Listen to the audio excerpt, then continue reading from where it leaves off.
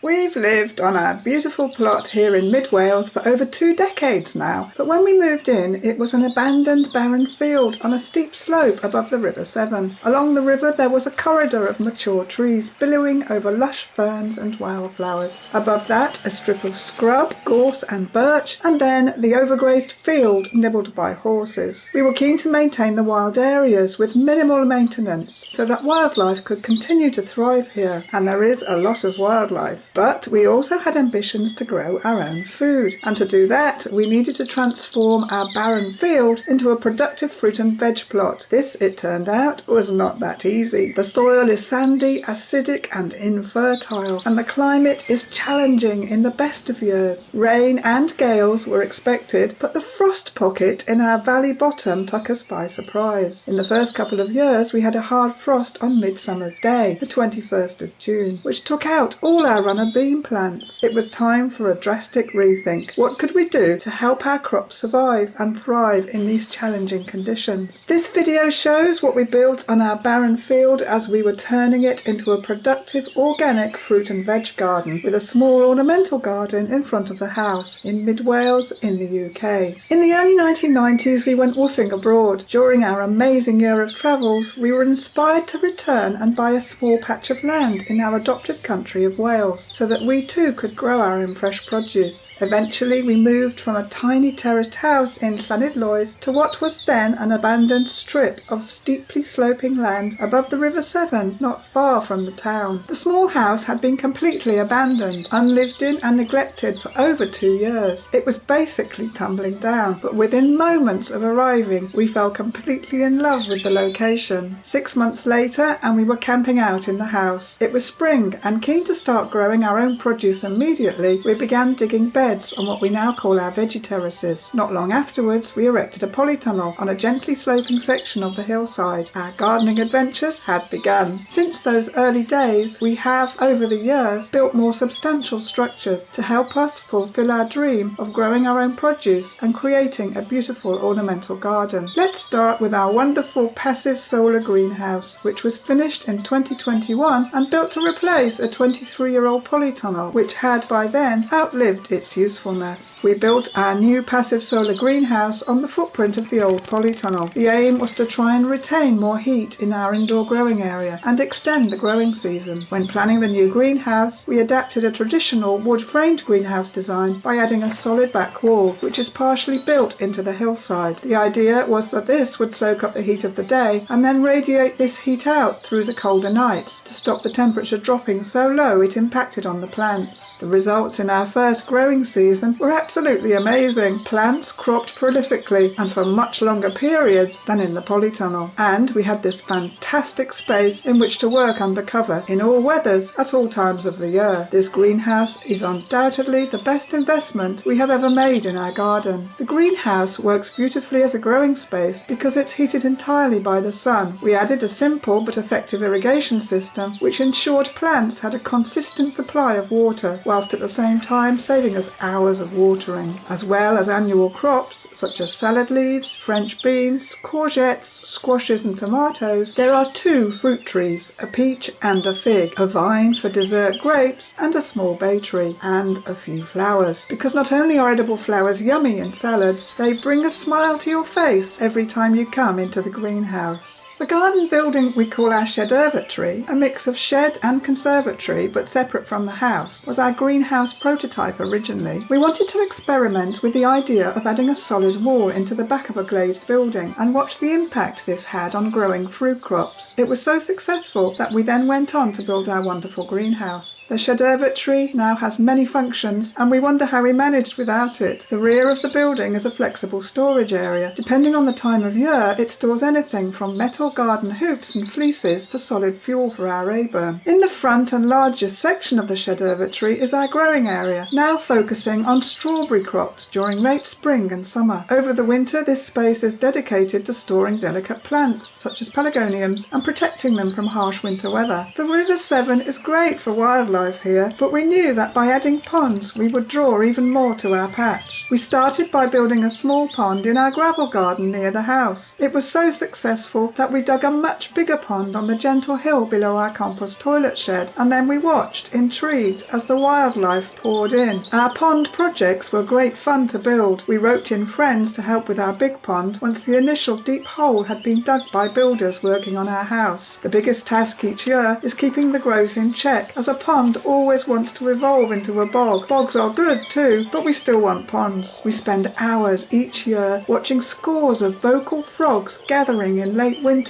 and early spring to breed. Then, throughout the season, we look out for newts, dragon and damselflies, all kinds of water beetles and pond skaters, plus the birds and mammals which enjoy drinking or bathing in the pond. Next, let's look briefly at some of the building work we did in front of our house, where we have a sheltered sunspot of a patio overlooking a small ornamental terraced garden. This area is also, of course, quite steep. The terraces built by previous owners were ugly, tumble-down eyesores by the time we moved in. We had a passion for dry stone walls and had recently been inspired by gravel gardens we had visited around the UK. So there was a plan then. Now we just had to start building. It took many years of back-breaking work to build long, meandering stretches of dry stone wall, but it was well worth it. The natural stone combines perfectly with the changing backdrop of garden plants. Everything from spring bulbs, small shrubs, ornamental trees, perennials and annual wildflowers.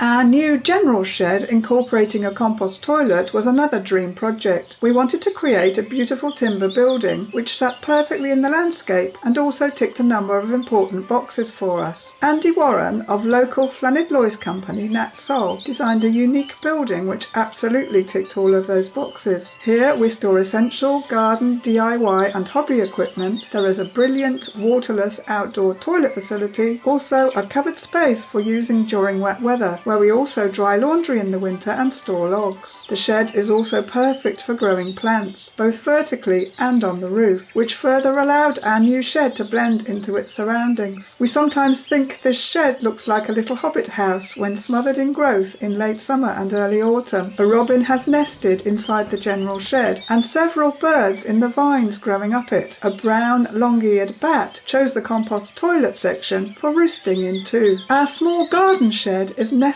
in under trees at the end of our veggie terrace. Here is where we house our essential garden tools and equipment, and the shed is in constant use. This simple Apex shed was bought locally, delivered in sections, and easily erected on a pad of concrete slabs. There is a door at the front and an opening window on the south side. It's probably the least exciting of our sheds, but having said that, we definitely wouldn't be without it. Over the years, we've had many different compost heaps and bins, but just this year we upgraded those on our veggie terrace with the help of our friend Johnny. With a big pile of free pallets, 3 panels of corrugated sheet metal, and some inspiration from other systems we'd seen online, the bins only took half a day to build with Johnny in charge. All our garden water is pumped up from a spring lower down the hill to a tank at the top of the hill. This water is then gravity fed to 2 taps, one on the veg terrace and another originally in the polytunnel but now in the greenhouse. To find out more, you can watch a detailed video describing our irrigation setup. Details and link in the description below, along with links to several other videos we have made about everything we built on our barren field, from our passive solar greenhouse to the ponds. Well, pretty much everything really. And finally, many years ago now, we transformed an ugly strip of old concrete slabs in front of our house into a beautiful outdoor space, our patio paradise. This is where we spend so many hours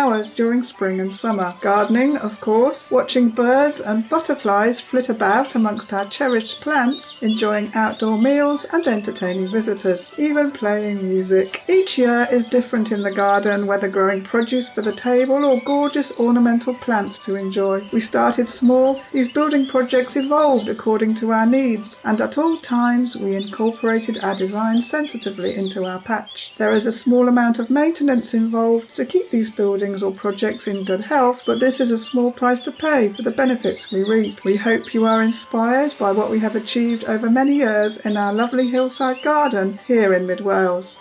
Thanks for watching and happy gardening all.